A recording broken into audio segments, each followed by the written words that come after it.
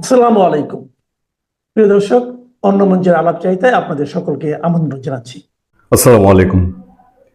আমি আপনাদেরকে তারেক রহমান সরকার গঠনের পর থেকেই বলে আসছি এবং ডক্টর ইউনূস সরকার বিদায়ের পর থেকেই অন্তত এখন পর্যন্ত 10টি আলোচনায় এই কথাটি বলেছি। আমি আবার রিপিট করতে বাধ্য হচ্ছি যখন পর্যন্ত এই ঘটনা না ঘটবে। আমি বলেছি ইউনূস সরকারের পাপের বোঝা এত ভয়ঙ্কর, এত বেশি অন্যায় 18 মাসে করে গেছে, এত বেশি অবিচার, এত বেশি অবৈধ কাজ, এত বেশি অন্যায় সুবিধা নিয়ে গেছে। তারেক রহমান সরকার যদি চায়ও তাহলে শেষ পর্যন্ত এই সরকারকে, ইউনূস সরকারকে সর্বময় ছাড় দিতে পারবে না। তারেক রহমান সরকারের সঙ্গে যতই সমঝোতা হয়ে থাকুক, যতই ইন্টারনাল ব্যাপার স্যাপার ঘটে থাকুক, যতই ইনডেমনিটি দেখ, পাপের বোঝার ভারটা এত বেশি, এত ভয়ঙ্কর যে ইউনূস সরকারকে ছাড় দিলে তারেক রহমান অথবা বিএনপির উপরে এটা আজীবনের জন্য এমন এক দায় আসবে যে দায় বিএনপিকে 100 বছর টানতে হবে। এইটা বিএনপির জ্ঞান বুদ্ধি আছে। বিএনপি নেতাদের সঙ্গে যতটুকু কথা হয়, তাদের সম্পর্কে যতটুকু জানি, একেবারে উড়িয়ে দেওয়ার মতন হাতের ময়লা তো তারা না। তাদের সেই ম্যাচুরিটি নিয়ে রাজনীতি করে। কোনো অন্যায় করলেও অনেকে এটা বুঝে শুনিয়ে করে। ফলে ইউনূস সরকারের এত বড় অবিচার অন্যায়ের দায় একটা জনগণের ভোটে, বিপুল ভোটে নির্বাচিত সরকার সে তার কাঁধে নিবে, এইটা আমি বিশ্বাস করি না। এরই প্রতিফলন অত্যন্ত আপনাদেরকে আমাদের এক আলোচনায় বিএনপির সংরক্ষিত নারী আসনের সংসদ সদস্য এবং বিএনপির স্বনির্ভর বিষয়ক সম্পাদক নীলুফার চৌধুরী মনি, তিনি শুধু একটা লাইন বলে গেছেন যে তার যতটুক তার কাছে খোঁজ খবর, ইউনূস সরকারের বেশ কয়েকজন উপদেষ্টার বিদেশ যাওয়ায় এর মধ্যে নিষেধাজ্ঞা জারি হয়েছে। এরপর আমরা খোঁজ খবর নিতে থাকি এবং আমরা বিভিন্ন সূত্র মারফতে যে তথ্য পেয়েছি সেই তথ্যের মধ্যে অন্যতম হলো ইউনূস সরকারের উপদেষ্টাদের মধ্যে আসিফ নজরুল, সৈয়দা রেজওয়ানা, আসিফ মাহমুদ সজীব ভুঁইয়া এবং ঘটনাক্রমে আরো নামটি যেটি এসছে সেটি হচ্ছে ব্রিগেডিয়ার সাখাওয়াত হোসেন।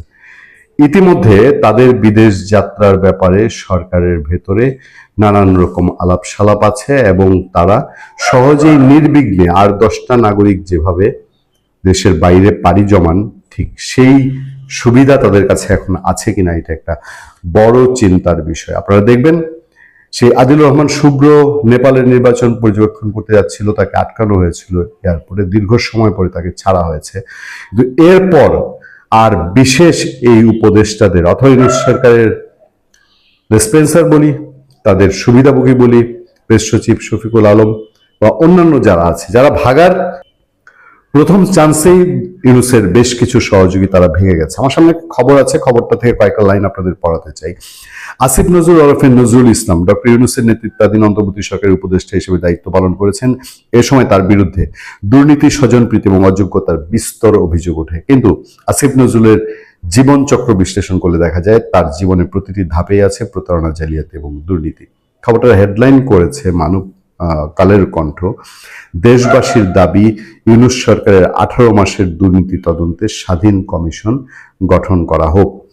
এই স্বাধীন কমিশনের জন্য ইতিমধ্যে উচ্চ আদালতে একটি রিট করা হয়েছে। বাংলাদেশের অন্যতম সিনিয়র আইনজীবী অ্যাডভোকেট মহসিন রশিদ, তিনি একটি রিট করেছেন। ফলে আদালতে ফাইট করছে বাংলাদেশের দেশপ্রেমিক মানুষ যে ইউনূস যে কাজ করে গেছে, এই যে এতগুলো শিশুর প্রাণ নিয়ে ছিনিমিনি খেলেছে। যদিও প্রধানমন্ত্রীর তথ্য উপদেষ্টা বলেছেন যে তত্ত্বাবধায়ক সরকারের সেই ইন্টেনশন ছিল না। ইন্টেনশন থাকার দায়িত্ব, গাফিলতি, ভুল, উদাসীনতা, সেটাকে অন্যায়ের কাতারে পড়ে না। সে অন্যায় তো ডক্টর ইউনূস করে গেছে। যাক, আসিফ নজরুলের সারা জীবনের হিস্ট্রি টানা হয়েছে। আসিফ মাহমুদ সজীব ভুঁইয়ার হিস্ট্রি আমরা আপনাদেরকে পড়ে শোনাতে চাই না। সৈয়দা রেজওয়ানা কিভাবে আওয়ামী লীগের দুর্নীতিবাজ মন্ত্রীদের পাহারাদার হয়েছেন সপরিবারে, সেসব খবরও আমরা জেনেছি। মোস্তফা সরোয়ার ফারুকী, তার কি পরিমাণ বিস্তর কীর্তি কারখানা, সবকিছু নিয়ে আমরা আপনাদের সামনে আলোচনাও করেছি। মোস্তফা সরোয়ার ফারুকী সামান্য লোভে নাস্তার খরচ দেখিয়েছে লক্ষ লক্ষ লক্ষ লক্ষ টাকা, জুলাই স্মৃতি জাদুঘরের নামে একটা ফালতু জিনিস করার জন্য। সেখানে নিয়োগ বিজ্ঞপ্তির আগেই বিভিন্ন মানুষকে সেখানে নিয়োগ দিয়েছে, সেখান থেকে কারি কারি টাকা কামিয়ে নিয়েছে বলে পত্রপত্রিকার অভিযোগ।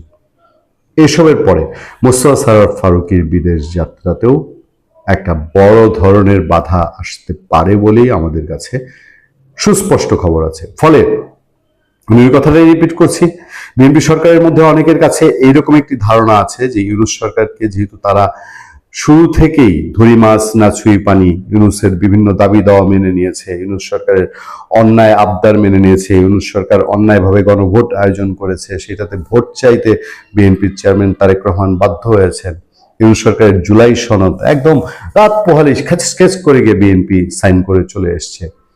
ফলে ওই সরকার শেষতক বিএনপির তো উপকার করে গেছে, যদিও ইউনূস সরকারের সমস্ত ইন্টেনশন ছিল তারা জামাত এবং এনসিপি কে ক্ষমতায় আনতে চায় বলে বিএনপির নেতারা মনে করেন। বিএনপির নেতারাই আমাদের এখানে কিন্তু শোতে এসে তারা এই অভিযোগ করেছেন যে ইউনূস সরকার অক্লান্ত ভাবে চেষ্টা করেছিল জামাত এবং এনসিপি কে ক্ষমতায় আনার জন্য, কিন্তু তারা দুয়ে দুয়ে চার মিলাতে পারেনি।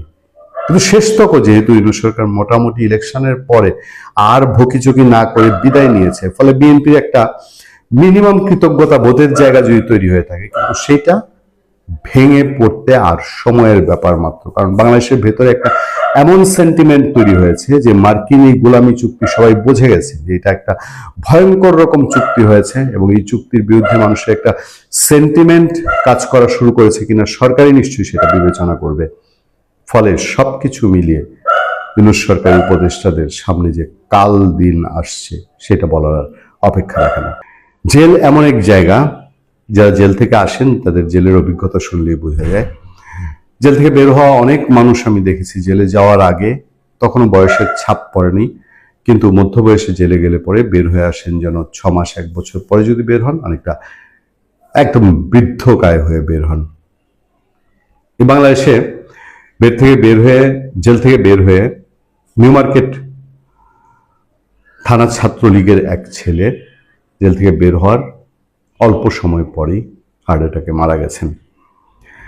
আমি তখনই বলেছিলাম এগুলো কাকতালীয় বা এগুলোকে দুর্ঘটনা বলা যায় না, কারণ অকারণে একটা মানুষকে যখন জেলে নেওয়া হয়, অকারণে একটা মানুষকে যখন মানসিক টর্চারে রাখা হয়, সেটা তার শারীরিক এফেক্ট কি পরিমাণ পড়ে সেটা কারো আসলে বোধগম্য নয়। এই বাংলাদেশে জেল থেকে বের হওয়ার পরপর মৃত্যুর ঘটনা আরো ঘটেছে। আমরা ছাত্রলীগের একটা ছেলের ক্ষেত্রে দেখেছি, মামলা মাথায় নিয়ে তিনি কুয়েতে চলে গিয়েছিলেন, কুয়েতে গিয়ে টিকতে পারেননি, সেখানে জেল খেটেছেন, কাজের সন্ধানে গিয়ে অবৈধ কাজের পাল্লায় পড়ে তারপরে তিনি দেশে ফিরেছেন। দেশে ফেরার পরপরই তিনি মৃত্যুর কোলে ঢলে পড়েছেন। আমাদের সামনে আরো একটা খবর, সেই খবরটা নিশ্চয়ই এই বাংলাদেশে অনেকেরই মনে নাড়া দিয়ে যাবে, এবং এই খবরগুলো আমাদেরকে লাগাতার পড়তে হচ্ছে। আপনারা কি সবগুলোকেই কাকতালীয় বলবেন, সবগুলোকে দুর্ঘটনা বলবেন? জামিনে মুক্তির 1 সপ্তাহের মাথায় মারা গেলেন নিষিদ্ধ ছাত্রলীগ নেতা। দীর্ঘ 7 মাস কারাভোগের পর জামিনে মুক্তি পাওয়ার মাত্র 1 সপ্তাহের মাথায় হৃদরোগে আক্রান্ত হয়ে মারা গেছেন নিষিদ্ধ ঘোষিত ছাত্রলীগের শেরপুর সরকারি কলেজ শাখার সাধারণ সম্পাদক আব্দুল কুদ্দুস মুয়াজ। বুধবার ভোরে ঢাকা মেডিকেল কলেজ হাসপাতালে চিকিৎসাধীন অবস্থায় তার মৃত্যু হয়। আব্দুল কুদ্দুস মুয়াজ শেরপুর শহরের মিরগঞ্জ এলাকার মাছ ব্যবসায়ী ফজু মিয়ার ছেলে ছিলেন। তিনি নিষিদ্ধ ঘোষিত ছাত্রলীগের শেরপুর সরকারি কলেজ শাখার সাধারণ সম্পাদক ও জেলা ছাত্রলীগের সদস্য ছিলেন। ছাত্রলীগ নেতা মুয়াজ শেরপুর সরকারি কলেজের প্রাণীবিদ্যা বিভাগ থেকে বিএসসি সম্মান সম্পন্ন করেছেন। তিনি 2024 সালের বৈষম্যবিরোধী ছাত্র আন্দোলনে শেরপুর শহরে নিহত ছাত্র হত্যা মামলায় চার্জশিটভুক্ত একজন আসামি ছিলেন। পারিবারিক সূত্রে জানা যায়, 24-এর গণ আন্দোলনের পর আত্মগোপনে থাকা অবস্থায় 2025 সালের 24 সেপ্টেম্বর রাজধানীর কলাবাগান এলাকা থেকে বিক্ষুব্ধ ছাত্র জনতা তাকে আটক করে সেনাবাহিনীর হাতে তুলে দেয়। পরে তাকে ধানমন্ডি থানায় স্থানান্তর করা হয়। দীর্ঘ প্রায় 7 মাস কারান্তরীণ থাকার পর গত সপ্তাহে আইনি প্রক্রিয়ার মাধ্যমে জামিনে মুক্ত হয়ে নিজ বাড়ি শেরপুরে ফিরেছিলেন আব্দুল কুদ্দুস মুয়াজ। তার শারীরিক কোনো জটিলতা ছিল না। মঙ্গলবার তিনি ঢাকায় যান এবং লালবাগ এলাকার বাসায় ওঠেন। বুধবার ভোরে হঠাৎ হৃদরোগে আক্রান্ত হলে তাকে ঢাকা মেডিকেল কলেজ হাসপাতালে নেওয়া হলে কর্তব্যরত চিকিৎসক তাকে মৃত ঘোষণা করেন। নিহতের বড় ভাই জানান, বুধবার বাদ আসর তার নামাজে জানা যায় এবং তার দাফন সম্পন্ন হবে। শেরপুর থানার ওসি সোহেল রানা বলছেন, সামাজিক যোগাযোগ মাধ্যমে নিষিদ্ধ ঘোষিত ছাত্রলীগ নেতা 24শে গণ আন্দোলনে ছাত্র হত্যা মামলায় চাষিভুক্ত আসামি আব্দুল কুদ্দুস মুয়াজের মৃত্যুর বিষয়টি আমি জেনেছি। এ বিষয়ে মৃত্যু সনদ হাতে পেলে সেটি আমরা আদালতে উপস্থাপন করব। আইনি প্রক্রিয়া অনুসারে আদালত পরবর্তী সিদ্ধান্ত গ্রহণ করবেন। সেক্ষেত্রে বিচারিক প্রক্রিয়ায় চার্জশিট থেকে মৃত ব্যক্তির নাম বাদ যাবে। 7 মাস জেল। আমি জানি না এই হত্যাকাণ্ডে প্রমাণ কি দাঁড়াবে, শেষমেশ কে দায়ী হবে বিচারে গিয়ে। এই 24-এর গণ আন্দোলনে গণহত্যা বা হত্যার যে মামলাগুলো হয়েছে, এই কয়টা হত্যা মামলা শেষ পর্যন্ত আদালতে প্রমাণ হবে, এ নিয়ে যথেষ্ট আলাপ আছে, যথেষ্ট মানুষের মধ্যে ধারণা আছে যে এগুলো সহজে হওয়ার, মানুষ বিশ্বাসই করতে চায় না অনেক কিছু। কিন্তু এই যে মুয়াজের মতন মানুষগুলো ধুকে ধুকে ধুকে ধুকে মৃত্যুর কোলে ঢলে পড়লো, এর দায়ভার আসলে কার? আমরা আজ যদি আওয়ামী লীগ ক্ষমতায় থাকতো, বিএনপির মানুষজনের ক্ষেত্রে আমরা সেই প্রমাণ রেখেছি যে 2018 সাল থেকে বিএনপির মানুষজনের ক্ষেত্রে এই ঘটনাগুলো যখন ঘটেছে আমরা প্রতি মুহূর্তে এগুলো বলেছি। কিন্তু বাংলাদেশে এই দুই দলের টক্কর এবং এই 2-4টা মুয়াজের হারিয়ে যাওয়া, তাদের মসনদে যাওয়া কোনো কিছু আসলে ফেরায় না। সেই জন্যই তাদের গায়েও এই অত্যাচার, অবিচার, বেআইনি পথের রাজনীতি বন্ধ করার তেমন কোনো বোধহয় তারা বা বাতাস লাগে না। ভালো থাকবেন, সুস্থ থাকবেন। আপনার সাথে আমি আতিক রহমান পূর্ণিয়া। ওয়াকার, আপনি তো ইতিহাসের সেরা নির্বাচন করেছেন, কিন্তু সেই নির্বাচন আপনাকে সুরক্ষা দেবে তো? আর যদি সুরক্ষা দিয়েই থাকে, তখন আপনার চেহারাটা এরকম চুপসে ছিল কেন? যখন আপনি বলছিলেন ডিসিরা ইতিহাসের সেরা নির্বাচন করেছে, আমি তো আপনার মুখ, আপনার মাথা, আপনার আপাদমস্তক ভালোভাবে দেখলাম। আপনার দাঁত একটা ওদিকে চলে গেছে, দাঁত কালো হয়ে গেছে, মুখমণ্ডল ছোট হয়ে গেছে, এক ধরনের আহ, আপনার মধ্যে অ্যাংজাইটি কাজ করছে। তা আপনি যদি ইতিহাসের সেরা নির্বাচন করেন, তাহলে তো আপনি যখন এই বক্তৃতা দিচ্ছিলেন, সেটা তো আপনার বডি ল্যাঙ্গুয়েজ বলুন কিংবা মুখমণ্ডল বলুন বা চোখের তারায় ফুটে ওঠার তো কথা, সেটা ওঠেনি কেন ওয়াকার? আপনি যে সেরা নির্বাচনের কথা বললেন, সেই সেরা নির্বাচনে বাংলাদেশের অর্ধেক মানুষ, মুক্তিযুদ্ধের মানুষ কিন্তু অনুপস্থিত ছিল। এইরকম মুক্তিযুদ্ধের পক্ষের যারা দেশ স্বাধীন করে, তারা যদি একটা নির্বাচনে অনুপস্থিত থাকে, বাকিদের নিয়ে একটা নির্বাচন করাকে কি সেরা নির্বাচন বলা যায় ওয়াকা সাহেব? আপনি কার ঋণ খেয়েছেন, কার নিমক খেয়েছেন? আপনি তো নিমক খেয়েছেন মুক্তিযুদ্ধের পক্ষের শক্তির।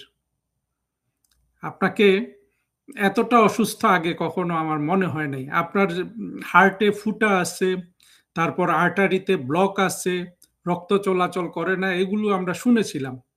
সেখান থেকে কার দয়া দাক্ষিণ্যে আপনি এই সেনাবাহিনী প্রধান হয়েছিলেন? কে আপনার হার্টের ফুটো ভালো করেছিল? সময় মতো এগুলো ভালো না করলে তো পগার পারও হয়ে যেতে পারতেন, তাই না? আচ্ছা ওয়াকার সাহেব, বলুন তো আপনি কেন শেখ হাসিনার সাথে এই বেইমানিটা করলেন? ব্যক্তি শেখ হাসিনার সাথে বেইমানি করার কি কারণ থাকতে পারে? আমরা তো জানি যে শেখ হাসিনা তার আশেপাশে যারা কাজ করে তাদেরকে অনেক স্নেহ করেন, এবং আমি এমনও শুনেছি শুধু শেখ হাসিনার স্নেহের কারণে অনেকে শেখ হাসিনার জন্য জীবন দিয়ে দিতে চায়। আবার আপনাকে বলা হয় যে আপনি বঙ্গবন্ধুর ফ্যামিলিতে বিয়ে করেছেন, ইত্যাদি ইত্যাদি শুনি। তারপরে আপনি এত বড় বেইমানি কিভাবে করতে পারলেন? হ্যাঁ, এই বেইমানির হিসাব তো আমি অন্তত মিলাতে পারি না। একেবারে কচি বয়সে শিবির জঙ্গি না হয়ে গেলে একটা ছেলে, সে কিভাবে এত বড় বেইমানি করে? আপনি কি সেই সাদেক কাইয়ুম হয়ে গেলেন? ছিলেন এতদিন? আমরা জানি না, হয়তো একদিন জানা যাবে। কিন্তু যে বেইমানি আপনি করলেন, সেই বেইমানি তো আগের কেউ করতে পারেনি। আমরা খন্দকার মোশতাকের কথা জানি। খন্দকার মোশতাক বেইমানি করেছে, বঙ্গবন্ধুকে সপরিবারে খুন করেছে। সেটা এক ধরনের আপনার সেই যে ক্রাইম বা সেই ট্র্যাজেডির সে যে পরিমাণ মির্জাফর হিসাবে প্রতিষ্ঠিত হয়েছে, সেটা একটা হিসাব আছে। কিন্তু আপনি যে বেইমানিটা করলেন, হ্যাঁ, এখানে হলো যে বঙ্গবন্ধু শেখ হাসিনাকে সপরিবারে খুন করা হয় নাই। শেখ হাসিনা, শেখ রেহানা, যারা ওই দিন ঢাকায় ছিলেন, তাদেরকে খুন করা যেত। জঙ্গিরা, আপনার জঙ্গি মাসুদ রেডি ছিল খুন করে ফেলার জন্য। কিভাবে কিভাবে শেখ হাসিনা বাঁচলেন, আসলে এগুলো আমরা কিছু জানি, কিছু হয়তো জানি না, সেগুলো নিয়ে এই ভিডিও না। কিন্তু তারপরে যেটা হলো, বাংলাদেশ চলে গেল পুরোপুরি 24-এর জঙ্গিদের হাতে, অর্থাৎ বাংলাদেশের স্বাধীনতা বিরোধীদের হাতে। এবং বাংলাদেশের অর্থনীতি কিভাবে আপনার ইউনূস এবং তার বাহিনী চুরি করেছে এটা আপনি জানেন। বর্তমানে কিভাবে একটা দুর্বল প্রশাসন চলছে তারেক রহমানের আন্ডারে, এটাও আপনি জানেন। সব মিলিয়ে বাংলাদেশের যেই ক্ষতি হয়ে গেছে, এই ক্ষতির জন্য আপনার কাছে অনুশোচনা চাচ্ছি না, কিন্তু সামান্য বোধবুদ্ধি সম্পন্ন মানুষ তো একটু চিন্তা করবে যে কোথা থেকে কি হয়ে গেল।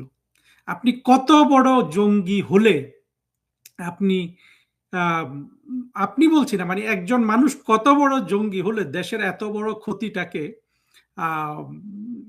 মেনে নিয়েও তারা জঙ্গিদেরই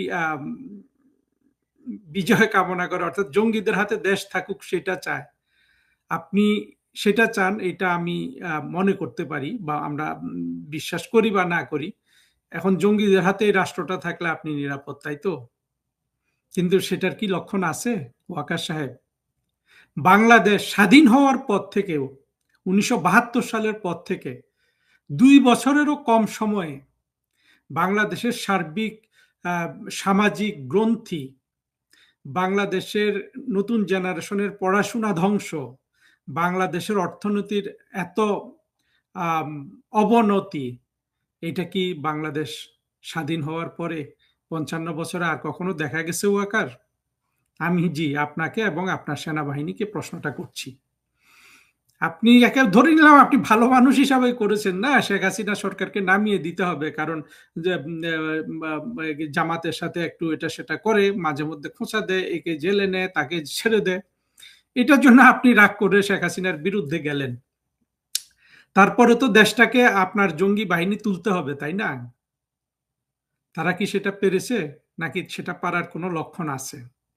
আছে কি? অবশ্য আপনার বোঝার তো কথাও না, আপনি অনেক চালাক মানুষ, কিন্তু আপনার তো একটা সাংস্কৃতিক নিম্নমান আছে, তাই না? সেই নিম্নমান আপনি প্রমাণ করেছেন না আইয়ুব বাচ্চুর গান গেয়ে।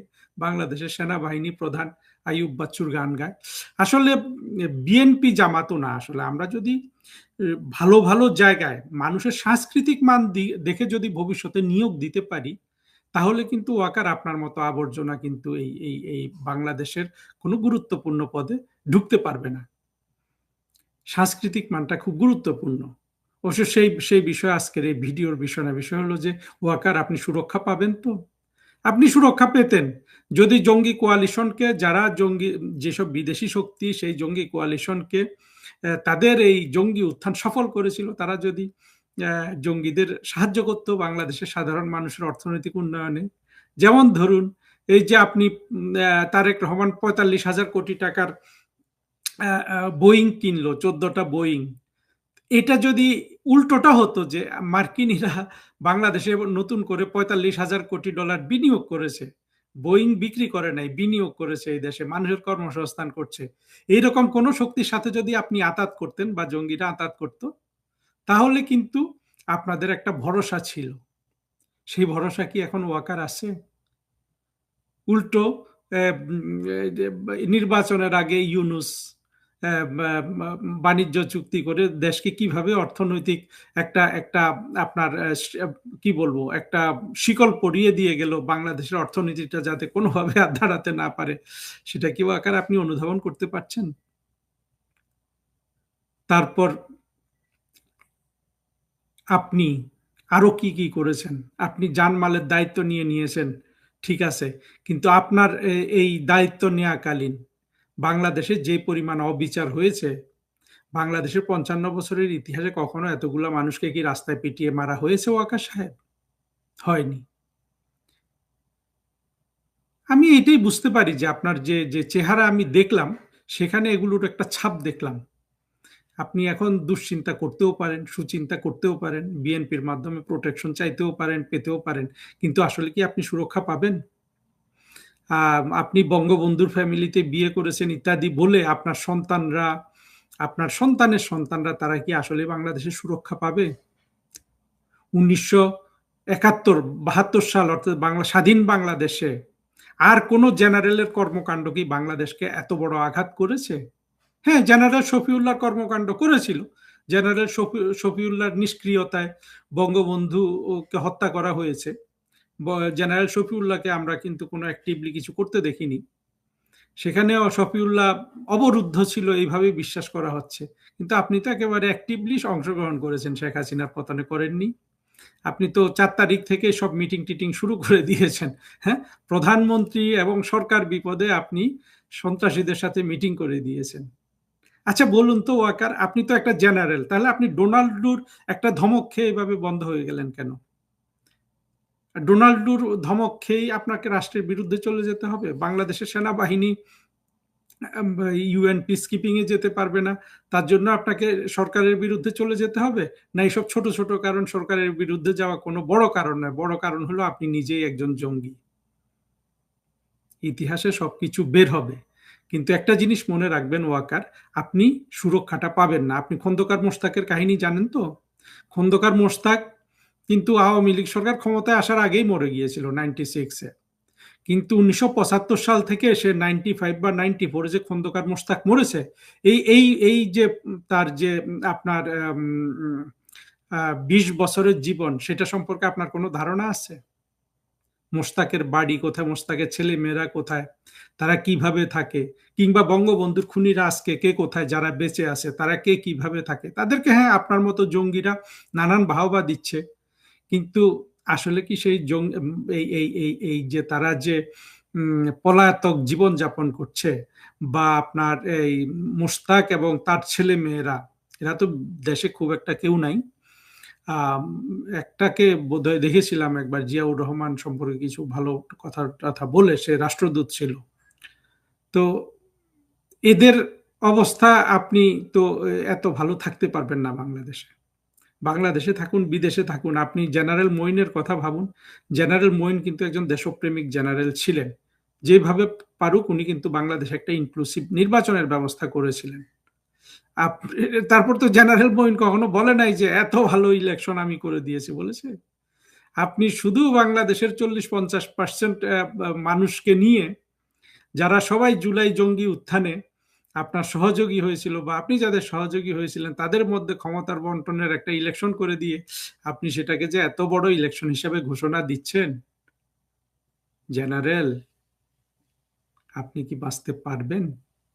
আপনি তো কাউকে বাঁচানোর, হ্যাঁ আপনি আওয়ামী লীগের অনেক নেতা মানে নেতাদের বাঁচিয়েছেন, কি কি এগুলা বলে জঙ্গিরা, কিন্তু গোপালগঞ্জে তো আপনার ডান্ডা আবার দাঁড়িয়ে গিয়েছিল, সেখানে তো আপনি ম্যাসেকার করেছেন। সেখান থেকে আপনি ক্ষমা পাবেন? হ্যাঁ, মানুষ, আপনি হয়তো ভাবছেন যে সব তো রাগ ইউনুসের উপর। জি না, হিসাব যখন হবে আপনার হিসাবটা একটু বেশি হবে। ইউনুস কিন্তু একজন ভাড়াটিয়া। ইউনুস বিদেশি, এটা আমরা আগে থেকেই জানতাম। সে ভাড়াটিয়া হিসাবে এসে ভাড়াটিয়া হিসাবে চলে গেছে, মার্সেনারি ফোর্স। আপনি তো এই দেশের সেনাবাহিনীতে দীর্ঘদিন চাকরি করেছেন, আপনার কি ধারণা সেনাবাহিনী সব আপনার মতো জঙ্গি? সেখানে জেনারেল মুজিব বা কি বলে যে আরো যে আছে জেনারেল, যে জেনারেলটাকে আপনারা বন্দি করে রেখেছেন, জেনারেল জিয়া, এদের মতো জেনারেল নাই, দেশপ্রেমিক জেনারেল নাই। জেনারেল আজিজের মতো দেশপ্রেমিক জেনারেল সেখানে নাই, নাই আর্মি অফিসার। আমার তো ধারণা অন্তত অর্ধেক আছে। কতজনের আপনার চাকরি থেকে বরখাস্ত করবেন? কতজনকে কি শাস্তি দিবেন? পারবেন সবকিছু? আপনার অবস্থাটা কি হবে জেনারেল, আপনি একটু চিন্তা করে দেখেন। আপনি, আপনার কিন্তু বিশাল সুযোগ ছিল, এমনকি শেখ হাসিনা বিরুদ্ধে গিয়েও কিন্তু আপনি বাংলাদেশকেও বাঁচাতে পারতেন, আপনাকেও মহান একজন নায়ক হিসাবে আবির্ভাব করতে পারতেন। সেটা বলতেও আমার লজ্জা লাগছে। সেটা হলো যে আপনি নিজেই যদি ক্ষমতাটা হাতে নিয়ে আপনি যদি একটা সুষ্ঠু সবল সব দলের অংশগ্রহণে ইলেকশনের ব্যবস্থা করে দিতেন, সেই ইলেকশনে কিন্তু আবার আওয়ামী লীগই জিতে আসতো। তারপরে কিন্তু আওয়ামী লীগের লোকজনের ক্রোধ আপনার উপর আর থাকতো না। এখন যেই ক্রোধ আপনি উৎপাদন করেছেন, এইটা কি আপনি কিয়ামত পর্যন্ত চেষ্টা করলে আপনি প্রশমন করতে পারবেন? পারবেন না। আর প্রশমন না করতে হলে কি দরকার? আপনার দরকার সুরক্ষা। সেই সুরক্ষা তারেক রহমান থেকে হতে পারে, আপনি যে ইলেকশন নিয়ে বাহাদুরি করলেন সেই ইলেকশন থেকে হতে পারে। কিন্তু তারা কি এই রাষ্ট্রকে চালাতে পারছে? রাষ্ট্রের অবস্থা কোন দিকে যাচ্ছে? খলিল সাহেব আজকে চায়নাতে দেখলাম, পারবে তো সব ম্যানেজ করতে? জেনারেল, আপনি আপনার একুল ওকুল দুকুলি কিন্তু হারিয়েছেন। এটা কোনো দিন আর উদ্ধার হবে? পুলিশ থেকে প্রশাসন সবখানে এখন সরকারি কর্মকর্তারা আছেন দুই আতঙ্কে। প্রথমটি হলো ট্যাগ আতঙ্ক। এই ট্যাগ দিয়ে চলছে তালিকা তৈরির হিড়িক। হোয়াটসঅ্যাপ সহ নানা যোগাযোগ মাধ্যমে ভেসে বেড়াচ্ছে এমন অনেক তালিকা। দেখা হচ্ছে কারা আওয়ামী লীগ সরকারের লোক ছিল আর কারা ছাত্রদল কিংবা বিএনপি করত। তালিকার পর বাড়ছে বাধ্যতামূলক অবসরের আতঙ্ক। নতুন নতুন তালিকা করে একের পর এক কর্মকর্তাকে পাঠানো হচ্ছে বাধ্যতামূলক অবসরে। যাদের এরই মধ্যে 25 বছর পূর্ণ হয়েছে, আইনি মারপ্যাচে তাদের সহজেই পাঠিয়ে দেওয়া যাচ্ছে বাধ্যতামূলক অবসরে। অথচ ট্যাগ খেয়ে জনস্বার্থের দোহাই দিয়ে চাকরি থেকে বিদায় দেওয়া হলেও সেই কর্মকর্তারা জানেন না চাকরিকালে তারা জনবিরোধী কি করেছিলেন। গত কয়েক মাসে পুলিশ ও প্রশাসনে 25 বছর চাকরি করে ফেলেছেন এমন বেশ কয়েকজন কর্মকর্তাকে অবসরে পাঠানোর ঘটনায় ফের আলোচনায় এসেছে বাধ্যতামূলক বা অকাল অবসরের বিষয়টি। 10 দিনের ব্যবধানে শুধু পুলিশেরই 30 কর্মকর্তাকে অবসরে পাঠিয়েছে সরকার।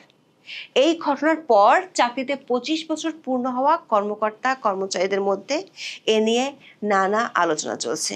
আতঙ্ক তৈরি হয়েছে 20তম ব্যাচের কর্মকর্তাদের মধ্যেও। এসব ঘটনা পুলিশ প্রশাসনের ভেতর তৈরি করেছে চাপা অসন্তোষ।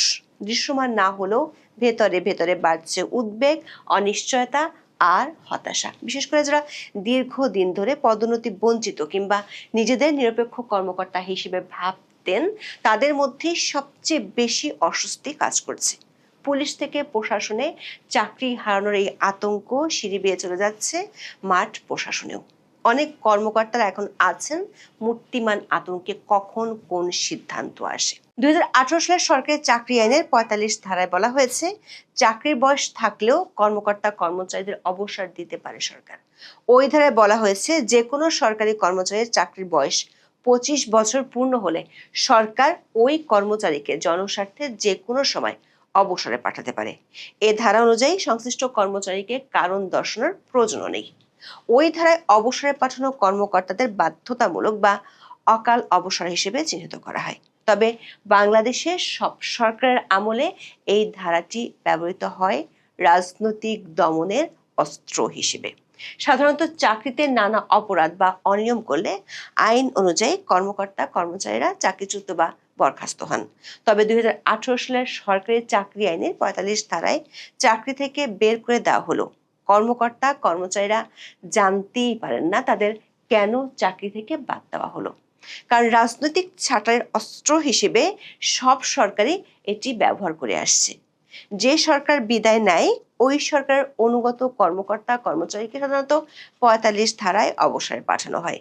যদিও টানা 25 বছর ধরে এসব কর্মকর্তা কর্মক্ষেত্রে অভিজ্ঞতা অর্জন করে থাকেন।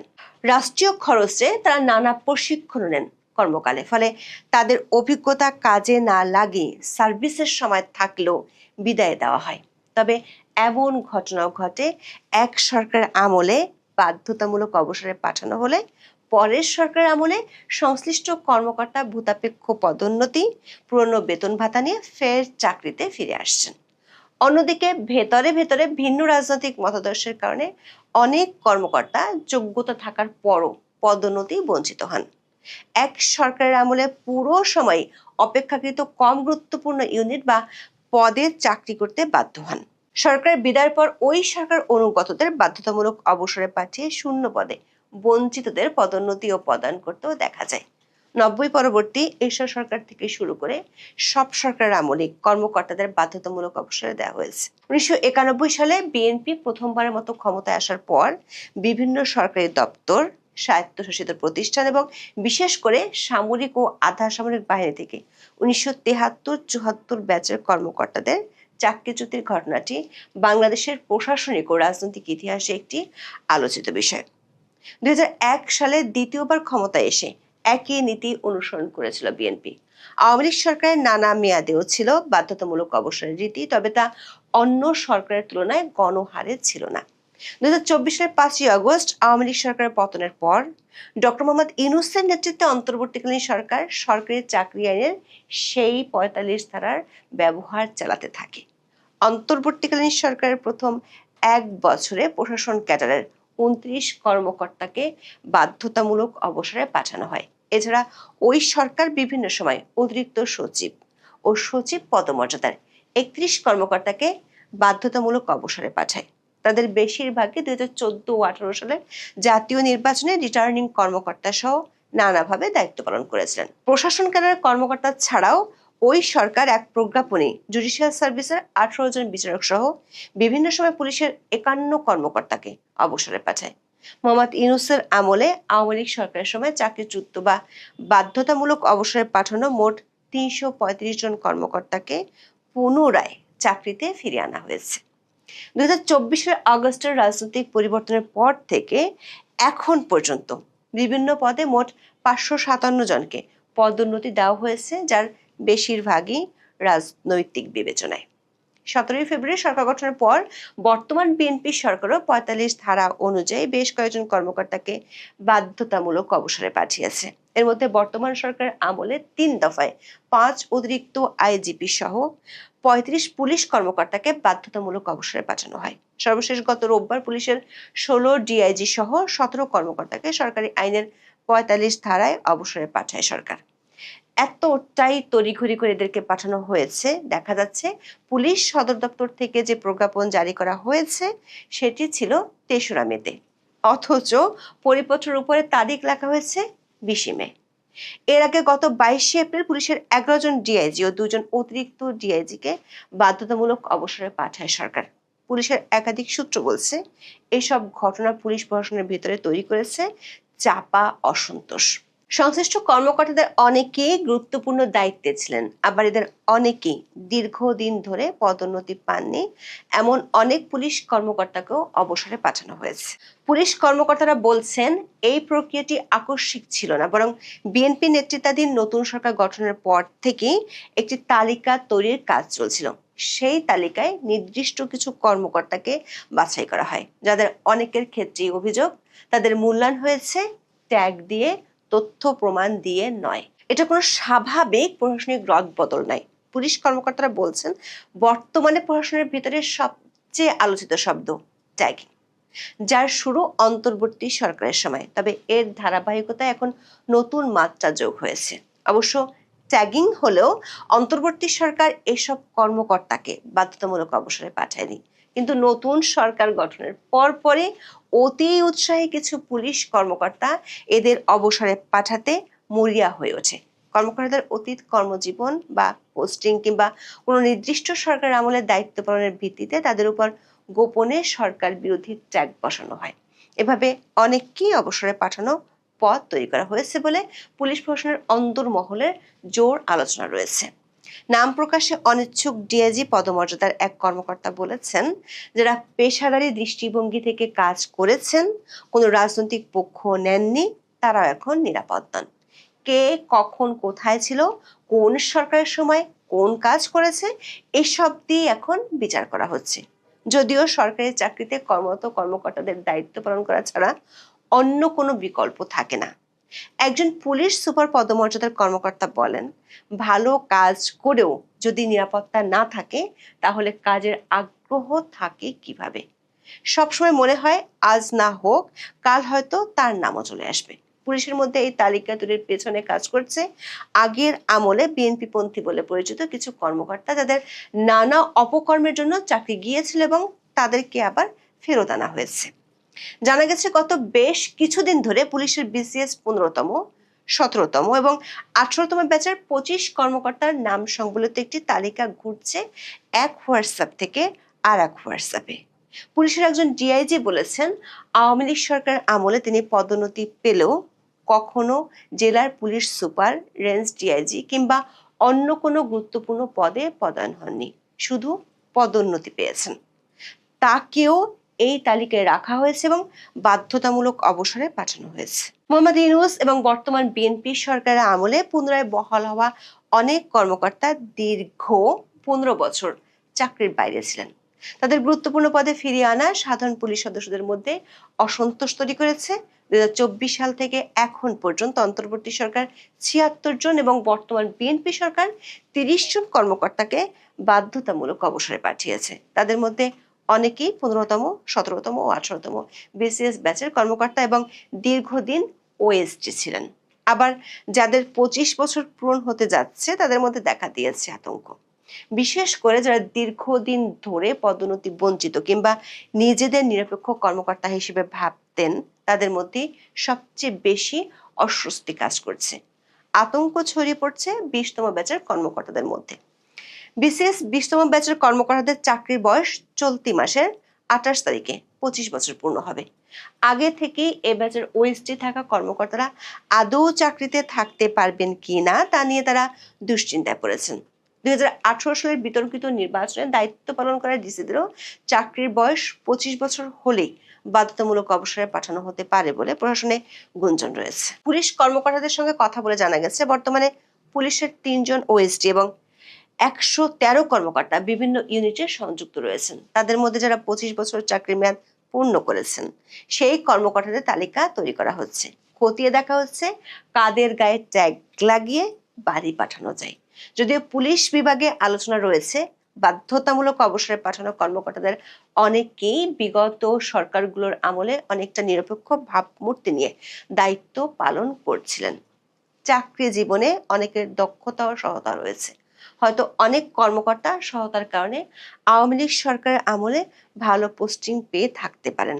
এ কারণে তাদের বাধ্যতামূলক অবসরে পাঠানো হলে সততা ও দক্ষতা নিয়ে চাকরি করা বর্তমান কর্মকর্তাদের মধ্যেও ভবিষ্যতে চাকরি নিয়ে শঙ্কা কাজ করতে পারে। প্রশ্ন উঠেছে, নির্বাচনগুলো হয়েছিল তৎকালীন সরকারের ইচ্ছায়, সেখানে ডিসি ও এসপি সহ অন্য কর্মকর্তাদের পক্ষে সরকারের ইচ্ছার বিরুদ্ধে যাওয়ার সুযোগ কি ছিল? এভাবে একতরফাভাবে কর্মকর্তাদের শাস্তি দেওয়া ভালো লক্ষণ নয় বলে মনে করছেন সাবেক কর্মকর্তারা। তারা মনে করেন এতে ভবিষ্যৎ প্রশাসন ভীষণভাবে ক্ষতিগ্রস্ত হবে। সমালোচকরা মনে করেন এটি কোনো নতুন ঘটনা নয়, বরং দীর্ঘদিনের চলে আসা একটি ধারাবাহিকতা মাত্র। একের পর এক সরকার পুলিশকে স্বাধীন আইন প্রয়োগকারী সংস্থার বদলে রাজনৈতিক নিয়ন্ত্রণের হাতিয়ার হিসেবে ব্যবহার করার চেষ্টা করেছে। অনুগত কর্মকর্তাদের দ্রুত পদোন্নতি ও গুরুত্বপূর্ণ পোস্টিং দিয়ে পুরস্কৃত করা হয়েছে। অন্যদিকে নিরপেক্ষ বা ভিন্ন মতের কর্মকর্তাদের সরিয়ে দেওয়া হয়েছে। এর ফলে পেশাদারিত্বের চেয়ে আনুগত্যের ভিত্তিতে বাহিনীটি গড়ে উঠেছে। এর প্রভাব এখন দৃশ্যমান হচ্ছে। পুলিশে ব্যাপক পদোন্নতি চললেও রাজধানী সহ সারা দেশে হত্যা, চাঁদাবাজি ও ডাকাতির ঘটনা বেড়েছে। মাঠ পর্যায়ে পুলিশ কার্যক্রম এখনো পূর্ণ গতি ফিরে পায়নি, যা বাহিনীর মনোবল ও শৃঙ্খলার উপর চাপের প্রতিফলন। দিনে দুপুরে চলছে র্যাবের উপর আক্রমণ, ছিনতাই, চাঁদাবাজি যেন নিয়মিত ঘটনা হয়ে যাচ্ছে। যদিও বরাবরের মতোই বর্তমান স্বরাষ্ট্রমন্ত্রী সালাউদ্দিন আহমেদও আইন শৃঙ্খলার সঙ্গে এই রদবদলের কোনো সম্পর্ক থাকার কথা অস্বীকার করেছেন। তিনি বলেছেন, নিয়োগ, বদলি, পদোন্নতি বা বিভাগীয় ব্যবস্থা গ্রহণ প্রশাসনের নিয়মিত কাজের অংশ। এর কোনো নির্দিষ্ট সময়সীমা নেই এবং এটি একটি চলমান প্রক্রিয়া। কিন্তু বারবার রদবদল, গণ অবসর এবং দ্রুত পদোন্নতি মনোবল ভাঙ্গা পুলিশ বাহিনীকে ঠেলে দিচ্ছে আরো ক্ষতির মুখে। যেখানে একটি মৌলিক প্রশ্ন থেকেই যাচ্ছে, পুলিশ কি আসলে একটি নিরপেক্ষ প্রতিষ্ঠান হিসেবে কাজ করতে পারবে, নাকি রাজনৈতিক হাওয়ার সঙ্গেই তাদের তাল মিলিয়ে চলতে হবে? যারা এই দেশের বাংলাদেশের যারা মৌলবাদী গোষ্ঠী, ইসলামী জঙ্গি যারা পাকিস্তানপন্থী, তারা চাপে পড়ে গেছে। তাদের ভয়, আমাদের কিসের ভয়? যারা পাকিস্তান, আসামে, ত্রিপুরায় তো নাই, পাকিস্তান এবং আসামে যারা বাংলাদেশ বিরোধী, তারা চাপে পড়ে গেছে। বাংলাদেশ কেন চাপে পড়ে? বরং বাংলাদেশের লাভ হয়েছে। মমতা ব্যানার্জি তিস্তার জল দেয় নাই, এখন আমরা তিস্তার জল পাবো। সমস্যা কোথায়? চাপে পড়বো কেন? চাপে তারাই পড়েছে যাদের সমস্যা হবে, যারা ভারতকে গিলে খেতে চায়, যারা ভারতকে 4 দিনে দখল করতে চায়, 7 দিনে দখল করতে চায়, চামড়া নাই পীরের মতো লোক যারা লিল্লা নিয়ে চলে, তারাও এই দেশে, এই দেখবেন কয়টা লিল্লা ঘর আছে হেফাজতের, সারাদিন চিৎকার করে ভারত দখল করবে, তাদের সমস্যা হবে। বাংলাদেশের সমস্যা হবে কেন? বাংলাদেশ হচ্ছে, ভারত হচ্ছে বাংলাদেশের বন্ধু রাষ্ট্র। বাংলাদেশও ভারতের বন্ধু রাষ্ট্র, বন্ধু প্রতিম দেশ। সমস্যা হবে কেন? ভারতের রাজনীতিতে কে ক্ষমতায় আসলো না আসলো তাতে আমাদের সমস্যাটা কোথায়? মমতা ব্যানার্জি থাকলে সমস্যা কেন তারা ছিল না? এই যে আমাদের আরেকজন ব্লেজার খলিল আছে, রোহিঙ্গা খলিল, বা যাই হোক মুসলেখা নেওয়া বা দেওয়া পররাষ্ট্রমন্ত্রী, পশ্চিমবঙ্গের ক্ষমতা পালাদের পুশিনের ঘটনা ঘটলে পাল্টা ব্যবস্থা নেবে বাংলাদেশ। কানা আর মনে মনে জানা আগে চিৎকার ভারত কি বলেছে তারা পুশব্যাক করবে? ভারত কি সরকারই তো তারা গঠন করে নাই এই মুহূর্তে পশ্চিমবঙ্গে, বলেছে কি? করে নাই। অযাচিত হয়ে বলে কেন? এটা বলে মানে কি ঠাকুর ঘরে কে রে আমি কলা খাই নাই? বরং এটা বলে তো পাগলের নৌকা ডুবানোর কথা মনে করাই দেয়। এখন যদি শুভেন্দু অধিকারী যদি মুখ্যমন্ত্রী হয়ে বলে যে আমি পুশিং করব, পুশব্যাক করব, মনে পাগলারে নৌকা ডুবার কথা আমরা মনে করিয়ে দেন। বরং তাদের পুশিনের এত ভয় কেন? আমাদের পুশিন ওদের পুশব্যাক ভয় কেন? বাংলাদেশের নাগরিক, তারা বাংলাদেশে পাঠিয়ে দেবে। এতে তো ব্লেজার খলিলকে ওয়েলকাম জানানো হচ্ছে যে ভারতীয় ভাইয়া শুভেন্দু অধিকারী দাদা আপনি ভালো করেছেন, দিয়ে দেন আমাদের দেশ। আপনার ছেলে আপনি ঘরে রাখবেন না, মানুষের পেটে কেন রাখবেন? কেন আপনি কাকের মতো, কোকিলের মতো, কাকের মতো শুরু করে দিয়েছেন একজনের বাচ্চা আরেকজনের ঘরে? ভাই, এত ভয় কিসের? আপনারা বলেছেন 26 লক্ষ ভারতীয় আছে বাংলাদেশে, বের করে দেন সব 26 লক্ষ ভারতীয়কে পাঠায় দেন, ওয়েলকাম জানাবো। আমি শেখ ফরিদ আগে ওয়েলকাম, 26 লক্ষ যা আছে মানে সব পাঠায় দেন। অবৈধ কোনো ভারতীয় বাংলাদেশে থাকলে তাকে পাঠিয়ে দেন ভারতে, আমি আছি আপনাদের সাথে। তা তো করেন না। তো ভারত তার অবৈধ নাগরিকদের পাঠিয়ে দেবে, আপনার এত চলে কেন?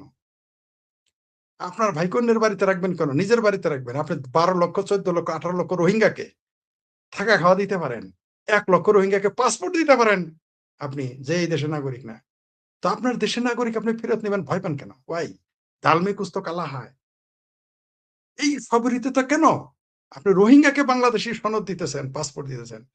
সম্মানিত দর্শক, তিস্তা প্রকল্প নিয়ে বাংলাদেশের রাজনৈতিক অঙ্গন দীর্ঘদিন ধরে গরম। গত 17 বছর ধরে আওয়ামী লীগ জামানাতে এটি নিয়ে ভারত এবং চীনের মধ্যে নিদারুণ একটি টানা হেঁচড়া চলছে, এবং এই তিস্তা প্রকল্প নিয়ে যে জল ঘোলা হয়েছে, সেই জল ঘোলার কারণে শেখ হাসিনা সরকারের পতন হয়েছে।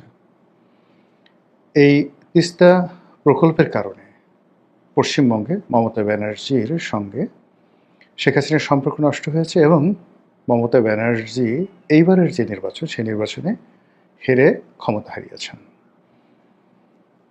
আবার এই তিস্তা প্রকল্প নিয়ে চীনের সঙ্গে বাংলাদেশের সম্পর্ক খুব ঘন হয়েছে, আবার কখনো কখনো সেই সম্পর্ক নষ্ট হয়ে গেছে।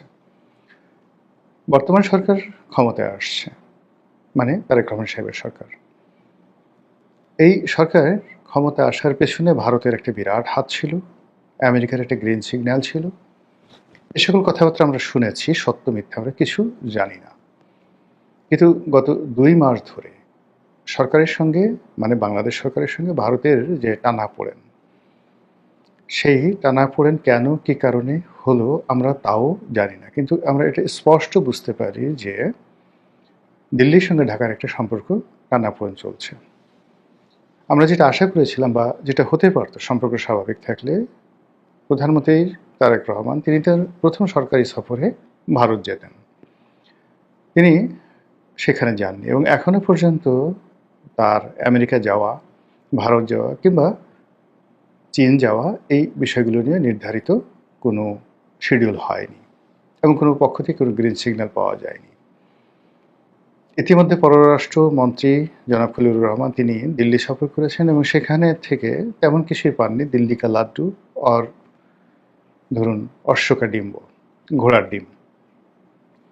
আর তিনি সেখান থেকে যে খুব বিরক্ত হয়ে ফিরেছেন সাম্প্রতিক সময় তার কথাবার্তা, সেটা বোঝা যাচ্ছে। তিনি চীন সফরে যাচ্ছেন। চীন সফরে যাওয়ার আগে বিএনপির যারা লোকজন রয়েছেন, তারা এক দফা, নেতৃবৃন্দ যারা রয়েছেন তারা এক দফা চীন সফর করে এসছেন, এবং চীন সফর করে আসার পর অনেকেরই কপাল খুলে গেছে যারা নেতৃবৃন্দ। ইট মিনস চীনের সঙ্গে একটা ভালো কথাবার্তা হয়েছে, এবং সম্ভবত যদি ভারত খুব দ্রুত এগিয়ে না আসে, তাহলে প্রধানমন্ত্রী প্রথম বেজিং সফরে যাবেন। এখন চীন সফরে যেতে হলে ঠিক বিএনপিকে আগের সেই 2001 এবং 2006 সনের সেই রাজনীতিতে ফিরে যেতে হবে। এতে কোনো সন্দেহ নেই। তখন কি রাজনীতি ছিল সেটা চীন ভালো জানে, আর তখন কি রাজনীতি ছিল সেটা বিএনপি ভালো জানে। কিন্তু আপনাদের মনে আছে যে আমির খসরু মাহমুদ চৌধুরী যখন বাণিজ্য মন্ত্রী ছিলেন, তখন বাংলাদেশে সেই তাইওয়ানের যে একটা কনসুল অফিস দূতাবাসের, সেটা খোলার অনুমতি দেওয়ার কারণে চীনের সঙ্গে সম্পর্ক মানে নষ্ট হয়ে গিয়েছিল, এবং পরবর্তীতে আবার এই সম্পর্কটা সুন্দর হয়ে গিয়েছিল 2001 থেকে 2006 সনে। তখন কেন সুন্দর হয়েছিল, কি কারণে সুন্দর হয়েছিল, এবং ওই সময়টাতে ভারতের সঙ্গে বিএনপির সম্পর্ক কেন খারাপ হয়েছিল সেই বিষয় নিয়ে আলোচনা করব না। আপনারা যারা রাজনীতির সচেতন তারা সবাই 10 টাকা কষ্ট মামলা, আপনারা সবাই উলফা, আপনারা সবাই 7 সিস্টার, এই প্রসঙ্গগুলো আপনাদের মুখস্থ। তো আবারও এই সময়টিতে এসে বাংলাদেশের জন্য একটা নতুন পরিবেশ পরিস্থিতি তৈরি হয়ে যাচ্ছে। এখন সেই নতুন পরিবেশ পরিস্থিতিতে আগের যে রাজনীতি, বিএনপির সঙ্গে চীনের যে কূটনীতি এবং বাংলাদেশ এবং বেইজিংয়ের যে সম্পর্ক, তার সঙ্গে নতুন যুক্ত হয়েছে তিনটি বিষয়।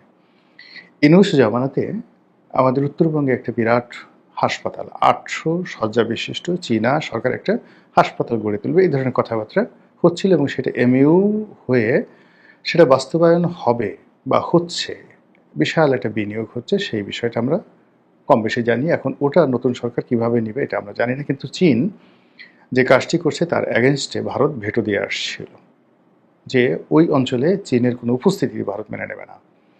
2 নম্বর হলো যে আমাদের নীলফামারী জেলাতে একটা ব্রিটিশ জমানাতে একটা সামরিক বিমান ঘাঁটি ছিল, নীলফামারী আর কুড়িগ্রাম, আমার মনে আসতেছে না এই মুহূর্তে, উত্তরবঙ্গে, এবং এটিকে বলা হয় যে এশিয়ার বৃহত্তম সামরিক বিমান ঘাঁটি। এবং এই বিমান ঘাঁটিটি আবার নতুন করে তৈরি করার জন্য চীন তড়িঘড়ি করেছিল ডক্টর ইউনূসের জমানাতে।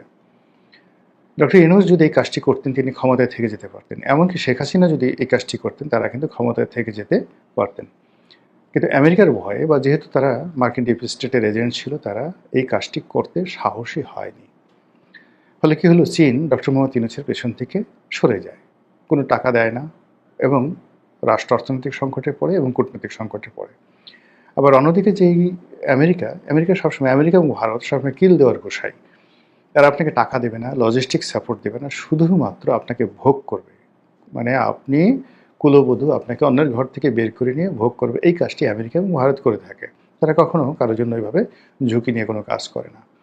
তো সেই ক্ষেত্রে ডক্টর মোহাম্মদ ইউনূস বন্ধু সিলেকশন করতে পারেননি, না পারার কারণে তিনি শুধু দিয়ে গেছেন। তিনি উপদেষ্টাদেরকে দিয়েছেন, ব্যবসায়ীদেরকে দিয়েছেন, নিজের গ্রামীণ ফোনকে দিয়েছেন, তারপর আমেরিকাকে দিয়েছেন, এমনকি ভারতকেও দিয়েছেন, কিন্তু বিনিময়ে তিনি কিচ্ছু পাননি তাদের কাছ থেকে। অধিকাংশ চীনের সঙ্গে তার একটা নিদারুণ শত্রুতা তৈরি হয়েছিল। ফলে তার যে পতন এবং তার যে দ্রুত চলে যাওয়া, এটার পিছনে চীনের একটা বিরাট হাত ছিল। এখন বাংলাদেশের যে জটিল রাজনৈতিক অবস্থা, সেই জটিল রাজনৈতিক অবস্থায় অতীতের যে কোনো সময়ের চাইতে বিএনপি এখন সবচেয়ে টাফ সময়, কঠিন সময় পার করছে। বন্ধুহীন, বান্ধবহীন, টাকা নেই, পয়সা নেই, কোনো কিছু নেই। তো এই অবস্থাতে তারা কিভাবে সরকার চালাবে, দেশ চালাবে, রাষ্ট্র চালাবে, আই ডোন্ট নো। কিন্তু আমার যেটা ব্যক্তিগতভাবে মনে হচ্ছে যে তারা যদি এই মুহূর্তে buns of cooperation, then tons of money, বস্তা ভর্তি ভর্তি টাকা, এবং একই সঙ্গে লজিস্টিক সাপোর্ট, এটা যদি চায় তাহলে চীন ছাড়া তাদের কোনো বিকল্প নেই। আর চীনের কাছে গেলে তারা প্রথমে যেই বিষয়গুলো বলবে, বাংলাদেশে তাদেরকে ঘাঁটি করতে দিতে হবে, এবং তিস্তা প্রকল্প, এই তিস্তা প্রকল্প তাদেরকে করতে দিতে হবে। 2 নম্বর হলো যে ওই যে সামরিক বিমান ঘাঁটি নীলফামারী বা কুড়িগ্রাম যে জেলাতে রয়েছে সেখানে করতে দিতে হবে। এই 3টে বিষয় ছাড়া চীনের সঙ্গে এই মুহূর্তে যদি বেজিং সফরে প্রধানমন্ত্রী যান, সম্পর্ক খারাপ হবে, এবং সেখান থেকে যদি তিনি খালি হাতে ফিরে আসেন তিনি ক্ষমতায় থাকতে পারবেন না, জাস্ট লাইক শেখ হাসিনার মতো। শেখ হাসিনা ওই সময়টাতে যদি চীন না যেতেন, কোটা বিরোধী আন্দোলনের সময় তার এই দুর্ভোগ দুর্দশা হয় না। তো সেই একই ফাঁদে, শেখ হাসিনার মতো একই ফাঁদে তারেক রহমান সাহেব পা দিতে যাচ্ছেন, কিন্তু পা দেওয়ার আগে তাকে খুব দৃঢ়তার সাথে সিদ্ধান্ত নিতে হবে যে এখন তার এসপার ওপার, মানে সে এদিকে কুল পাচ্ছে না, ওদিকেও কুল পাচ্ছে না, বন্ধুহীন, কাজেই তাকে কিছু একটা করতে হবে, কিছু একটা করতে হবে। এবং সেই কাজটি যদি সে তিস্তা প্রকল্প নিয়ে এগোয়, তাহলে অ্যাটলিস্ট ভারত এই মুহূর্তে তাকে কোনো ক্ষতি করতে পারবে না, কিন্তু ভারত থেকে ভয় পাবে। প্রচণ্ড রকম ভয় পাবে। আমাদের এখানে রাশিয়ার উপস্থিতি আছে, চীনের যদি উপস্থিতি থাকে, অটোমেটিক ভারত এবং আমেরিকা তারা এমনি এখানে উপস্থিত হয়ে যাবে। নাম্বার 1। নাম্বার 2 হলো তিস্তা প্রকল্প নিয়ে ইতিপূর্বে যে সকল খেলাধুলা হয়েছে, তিস্তা নদীর উজানে যে বাঁধগুলো ভারতে দিয়েছে এবং সেই বাঁধ শুধুমাত্র পশ্চিমবঙ্গের অংশে যে অংশ প্রবাহিত, তিস্তা নদীর যে অংশ প্রবাহিত তার উজানে যে সকল রাজ্য রয়েছে সেখানেও তারা বাঁধ তৈরি করে পশ্চিমবঙ্গকে, মমতা ব্যানার্জিকে জল কম দিচ্ছে, মানে পানি কম দিচ্ছে। এই জন্য মমতা ব্যানার্জি তারা বলছিল যে ঠিক আছে, আপনি বাংলাদেশকে জল দিতে চান, কোনো অসুবিধা নেই, কিন্তু সম্মিলিতভাবে তিস্তার একেবারে উৎসমূলে যে পানির প্রবাহ রয়েছে সেটাকে সমানভাবে ভাগ করুন। ভাগ করে অন্যান্য রাজ্য যা পেয়েছে পশ্চিমবঙ্গকে সেটা দিন, তারপরে অবশিষ্ট বাংলাদেশকে দিন, অথবা বাংলাদেশের সঙ্গে অন্য সবাইকে আপনি একীভূত করে দেন। যেটা নরেন্দ্র মোদী রাজি হয়নি বা পারেনি। তিনি শুধুমাত্র যেটা বলছেন যে আমার যে উজানে যে সকল আমাদের বাদ দেওয়া আছে, সেই বাদ দেওয়ার পর যে পানিটুকু পশ্চিমবঙ্গ থেকে প্রবাহিত হচ্ছে, সেই পশ্চিমবঙ্গের পানির একটা অংশ থেকে গজলডাঙ্গা যে বাঁধ, সেই বাঁধের যে সুইচ গেট সেখানে বাংলাদেশে পানি দেওয়া হোক, যেটি মমতা ব্যানার্জি রাজি হন নাই। কেন, এটা যদি করেন তার পশ্চিমবঙ্গ থাকে না। তো এটা নিয়ে শেখ হাসিনা এবং নরেন্দ্র মোদী আসলে প্রাণান্ত চেষ্টা করার পরেও সেই জমানাতে তিস্তা চুক্তি হয়নি এবং এখনও সেই তিস্তা চুক্তি হওয়ার কোনো সম্ভাবনা নেই। এর প্রেক্ষিতে বাংলাদেশ বিকল্প যেটা চিন্তা করেছিল সেটি হলো তিস্তার ভাটিতে বাংলাদেশের যে অংশ সেখানে ড্যাম তৈরি করা এবং সেখানে কৃত্রিম জলাধার তৈরি করা, সেখানে পানির প্রবাহ তৈরি করা এবং অন্যান্য যে নদীগুলো রয়েছে সেই নদীগুলোর সাথে তার একটা ইন্টার কানেক্টিভিটি করে এই পুরো প্রকল্পটিকে পর্যটন, কৃষি এবং বাংলাদেশের যে ভৌগোলিক অবস্থান at the same time environmentally এটিকে ভায়াবল করার জন্য চীন একটা পরিকল্পনা দিয়েছে। এবং আমি সেই শেখ হাসিনার জমানাতে এই কথাটা শেখ হাসিনাকে বলছি যে আপনি এটা আল্লাহু আকবার বলে আপনি চীনের এই প্রকল্পটি গ্রহণ করুন। আবার বলছি, আমি শেখ হাসিনাকে সে কথা বহুবার আমি ইউটিউবে বলেছি এবং একই কথা আমি এখন আবার জনাব তারেক রহমান সাহেবকে বলছি যে এখন যদি তাকে ক্ষমতায় টিকতে হয় চীনের বন্ধুত্ব লাগবে। বাংলাদেশকে যদি দেখাতে হয়, যে কোনোভাবে দেখাতে হয়, তাহলে এটা তিস্তা প্রকল্পের মতো একটি প্রকল্প যদি মেগা প্রকল্প শুরু হয়ে যায় তাহলে মোটামুটি তার যে অগ্রযাত্রা এটাকে বন্ধ করতে পারবে না। থার্ডলি হলো যে এই মুহূর্তে চীনের মতো একটা পরাশক্তি যদি তার একেবারে বগল দাবা হয়ে যায়, চীন ভারতের মতো সাম্রাজ্যবাদী নয়, চীন আমেরিকার মতো সাম্রাজ্যবাদী নয়, তারা যাদের সাথে বন্ধুত্ব করেছে, শ্রীলঙ্কার সাথে করেছে, নেপালের সাথে করেছে, মালদ্বীপের সঙ্গে করেছে, পাকিস্তানের সঙ্গে করেছে, সেখানে আপনি দেখলেই বুঝতে পারবেন যে how they are acting. At the same time তারা এখন চীনের সঙ্গে যে উত্তর কোরিয়ার সম্পর্ক, চীনের সঙ্গে ইরানের সম্পর্ক, এই সম্পর্কটি বিপদের দিনে হাউ ইট ইজ অ্যাক্টিং। তো সেই দিক থেকে বাংলাদেশ যদি চীনের সঙ্গে একটা ভালো সম্পর্ক স্থাপন করতে পারে, আশা করা যায় যে এই মুহূর্তে কূটনীতিতে একটা ব্যালেন্স আসবে। সরকারের অনেক গুরুত্বপূর্ণ ব্যক্তি আছেন যারা আমার সাথে ভালো বুঝেন, আমি শুধু আমার আইডিয়াটি এখানে শেয়ার করলাম। মহান আল্লাহ আমাদের সবাইকে হেদায়েত